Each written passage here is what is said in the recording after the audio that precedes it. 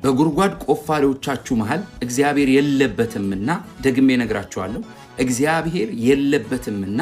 ምክራቸው አይጸናም እናንተንም አይነካችሁም ቤታችሁን አይነካችሁም ቢዝነሳችሁን አገልግሎታችሁን አይነካችሁም በእግዚአብሔር ተጠብቃችኋል መጽሐፍ ቅዱስ ላይ ዮሴፍ ወንድሞቹ ከህልሙ የሚፈጸመውን እስኪ አንድ እንኳን ሲፈጸምና ያለን ብለው ክፉ ምክር መከሩ በምክራቸው መሃል ግን እግዚአብሔር ስለሌለበት በአንጻሩ ከፍታን አይቶለት ነበርና አይናቸው ያየ እግዚአብሔር አለመለም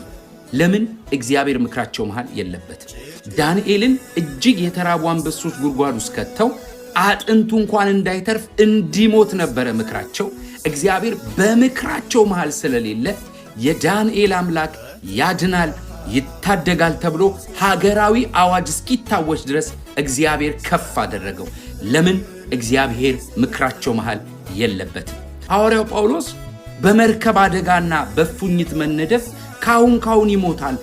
ካሁን አበቃ እያለ ጠላት ሲመክር እግዚአብሔር በአንጻሩ እፉኝትን አራግፎ በሮም በቄሳር ፊት እንዲቆም እግዚአብሔር ያደረገው ለምን በክፉ ምክር መሃል እግዚአብሔር የለበትም መርደኪዮስንና አይሁዳውያንን ለማስገደል ሃማ ከነቤተሰቡ ሲመክር እግዚአብሔር ለመርደኪዮስ የክብር ሰረገላን አዘጋጀለት ሃማ ግን በቆፈረው ጉድጓድ ገባ